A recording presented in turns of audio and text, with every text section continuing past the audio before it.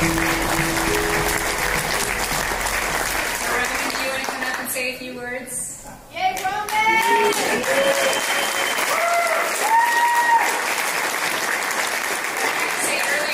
Carpet when they were taking pictures, and one of the photographers kept saying, "Beautiful, beautiful." I looked at him. Are you talking about you or me?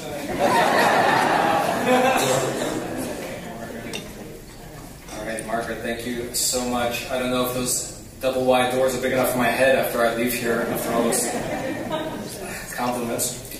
All right. So I have a couple of thanks myself. Of course, Margaret, for organizing this beautiful event and for inviting us to this world premiere. Thank you so much.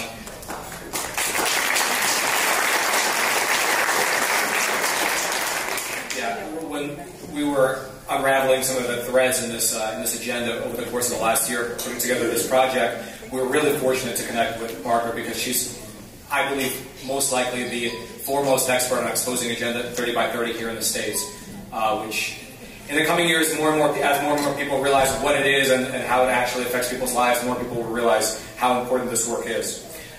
Second of all, I'd like to thank the Bill and Melinda Gates Foundation for sponsoring this documentary.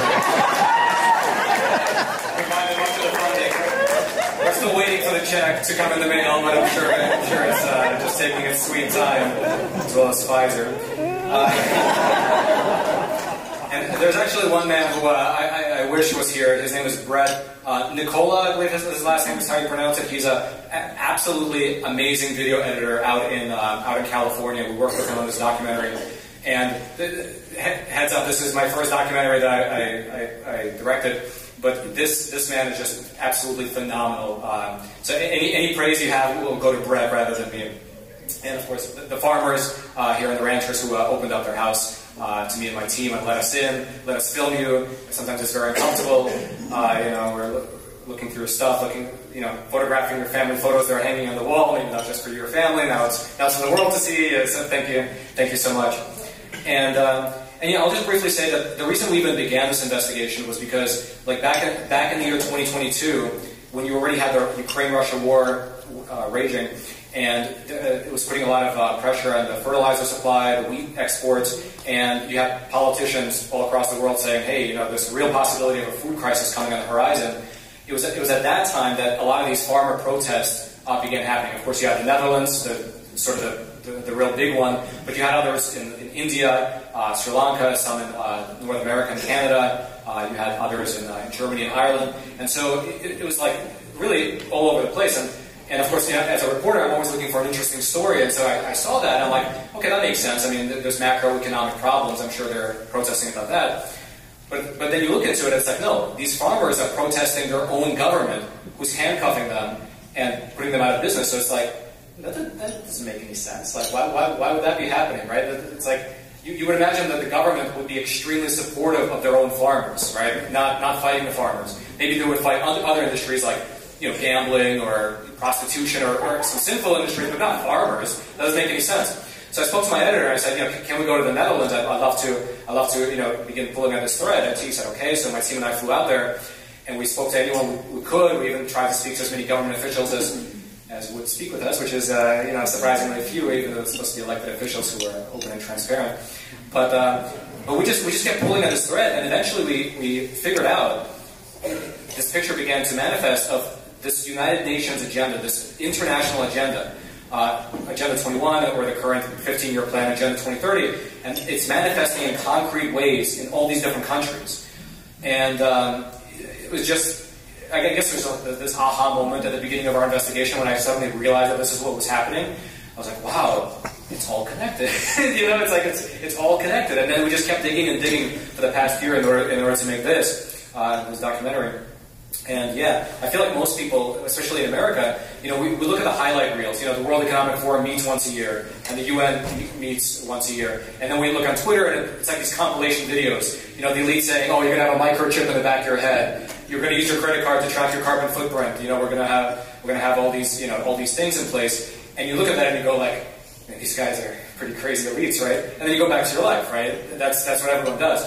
But what we uncovered is that really behind the scenes, they don't stop at that event is just a capstone event every single year.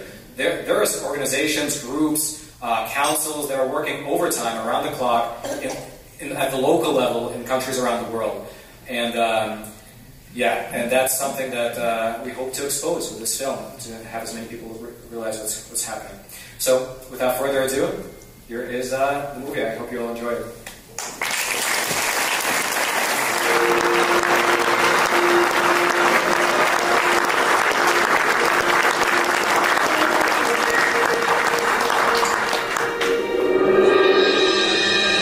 Thank you, everybody. Yeah, I think that was speaks for itself. It's quite powerful. So now we actually have a panel discussion where we have some lovely guests up here who will go back and forth a little bit, and then we'll open it up to the audience. You can ask anyone on the panel or myself any question that you so wish. Why don't we start with you, Margaret? So, this is the Stop 30 by 30 Agenda Summit. And in the course of our research for the documentary, this was one of the biggest sort of manifestations that we saw of Agenda 2030 from the UN playing itself out here in the US. How far along do you think it's gotten? And if it continues down the road it's going, let's say in 5, even 10 years, what kind of a country will we be living in?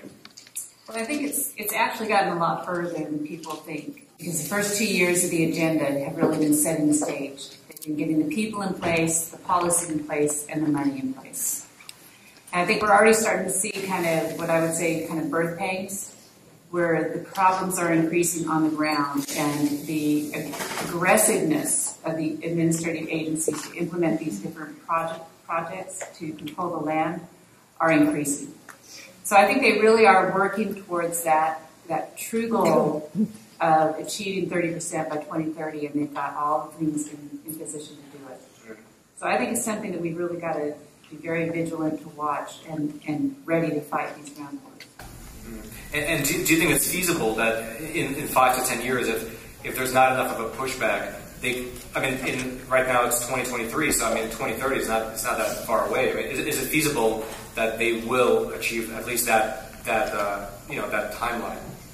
Yeah, I think that from my perspective, the thing that is most concerning is that the way that they are doing the regulations is they're positioning the landowner so that he really can't fight back. So in other words, a lot of the regulations that they use on landowners, as you really point out in your film, the big corporate farmers can weather all that. They can go out and hire the $500 attorney to fight these issues. The small farmer cannot. And so it's really the attrition of the regulations that I think are going to really push the small farmer out. But at the same time, and we've said this from the very beginning since we started fighting 30 by 30, if agriculture will say no, walk away from all those voluntary programs that give you all that free money, say no. Don't allow them to put that federal nexus on the land.